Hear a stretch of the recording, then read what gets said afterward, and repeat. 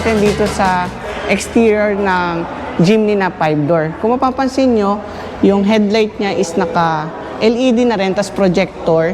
Meron na rin siyang headlight washer, pero yung fog lamps niya is hindi pa siya LED. Yun lang, wala lang siyang sensors dito sa unahan. Yung grille naman niya, mas iba siya ng design kaysa sa 3-door. So dito naman sa side profile na itong Jimny 5-door, nagustuhan ko talaga yung mga fender flares niya.